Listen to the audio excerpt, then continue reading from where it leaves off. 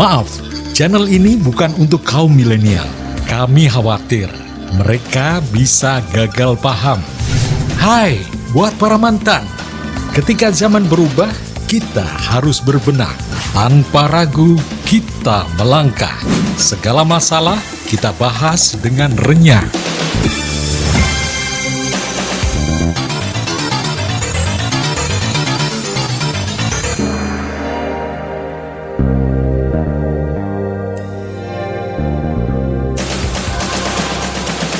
Sobat Imajiner, kita jumpa lagi kali ini dan Imajiner Group akan mengajak Anda mereview satu kegiatan besar yang diadakan di Petung Kriono pada bulan Desember tahun 2017, Festival Gula Aren. Yang menjadi tujuan tentunya memperkenalkan wisata Petung Kriono kepada kalangan luas tentang potensi alam yang ada, kemudian seni budayanya, dan sekaligus juga sebagai ungkap rasa syukur atas karunia yang kuasa dengan kesuburan yang ada, kemudian hasil bumi yang diperoleh.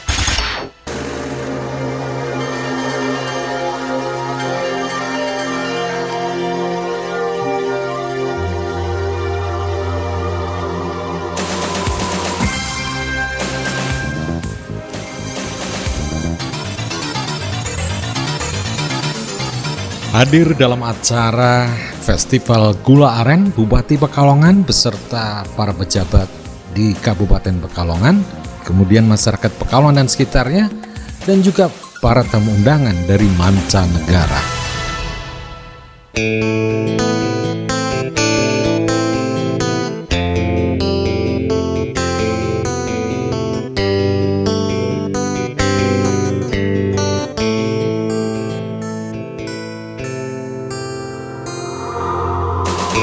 Kita akui memang secara alami Petung Kriono merupakan daerah hutan tropis yang masih relatif lestari dengan segala kekayaan flora dan faunanya. Di samping kondisi alam yang sangat subur, di mana penduduk setempat memanfaatkannya untuk bertani.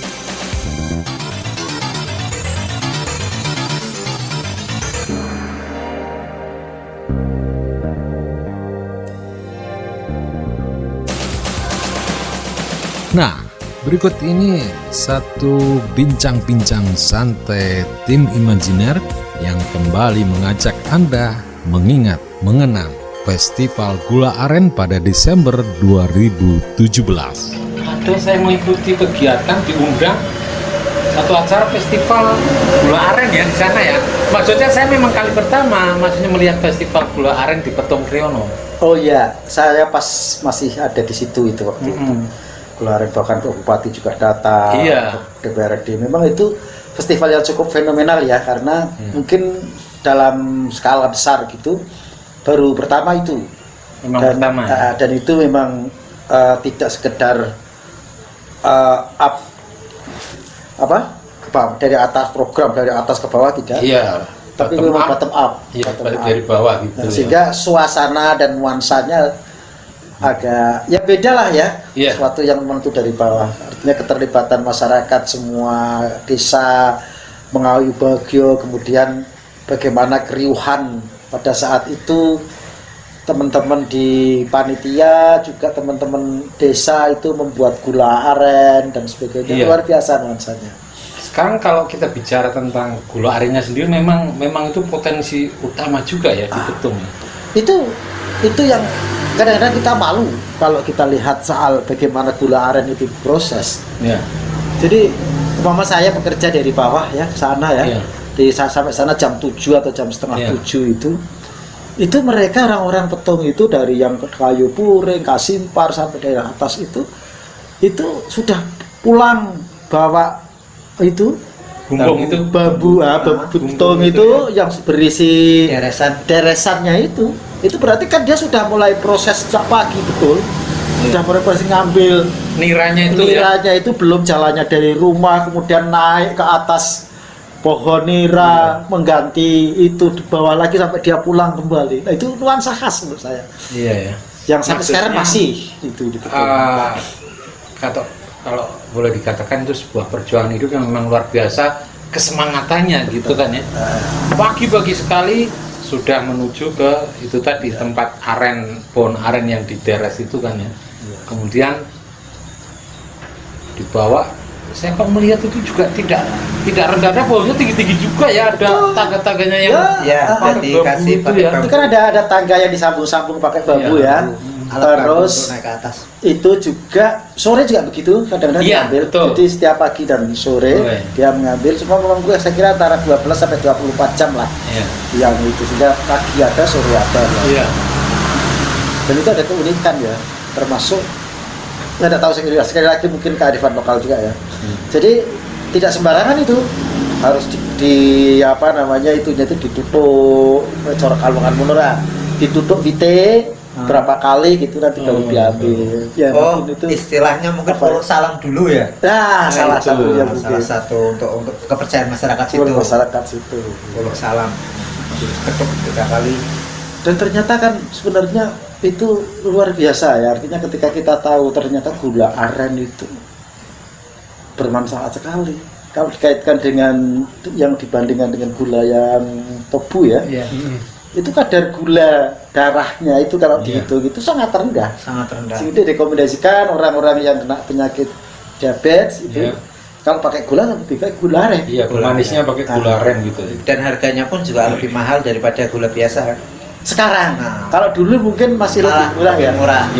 Dulu pas saya di sana itu sekitar 14-15. Sekarang 24. Sekarang 24-25 sudah.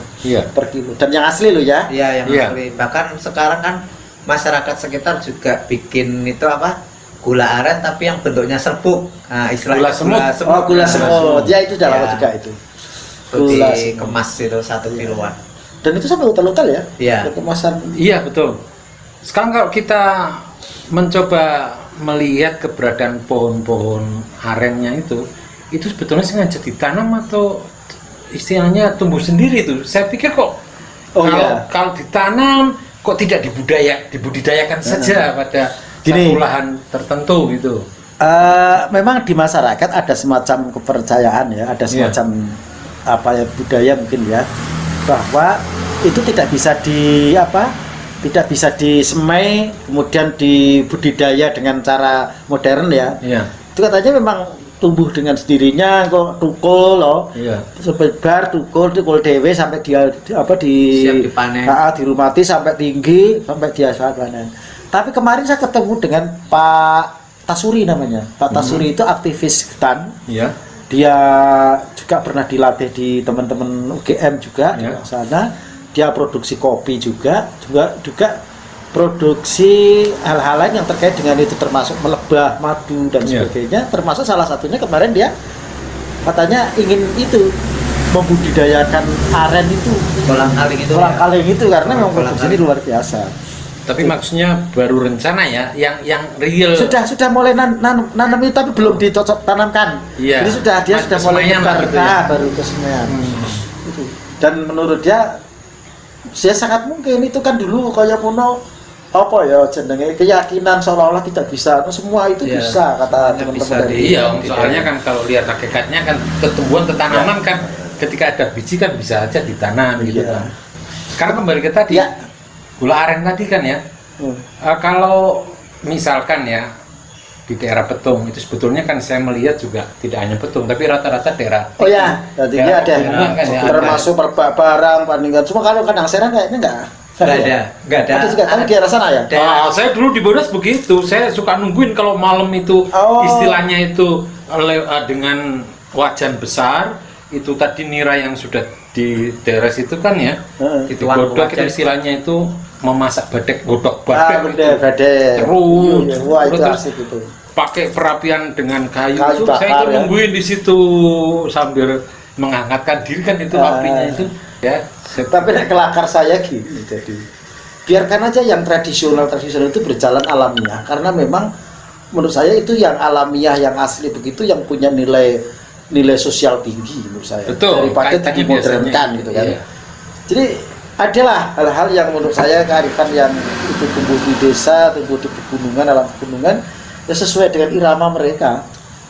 Itu menurut saya kelakarnya. Iya. Gitu. Tapi kadang-kadang kan yang mendesak, yang mau tidak mau itu adalah tuntutan pasar. Betul. Kadang-kadang kan seperti itu. Ya.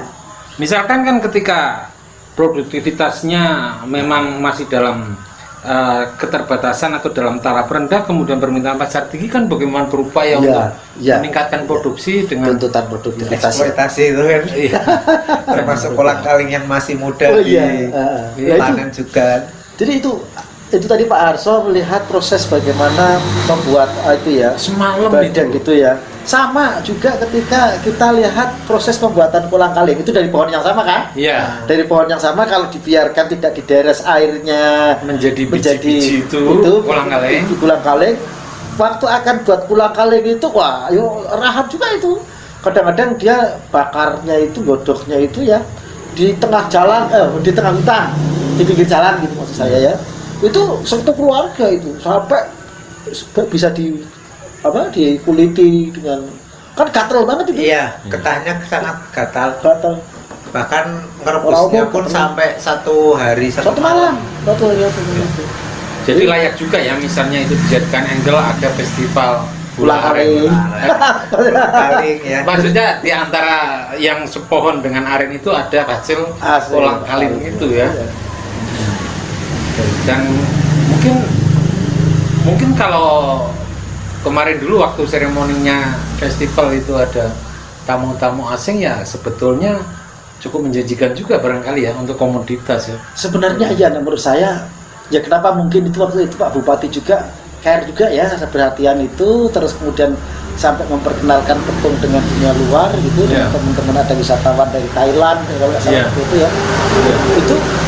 Itu menarik karena memang satu sisi menurut saya petung itu memang perlu dieksploitasi, dengan tanda kutip eksploitasinya itu eksploitasi yang positif ya. Artinya dengan tetap menjaga nilai-nilai kearifan di situ dan jangan sampai merusak lingkungan. Itu yang penting menurut saya.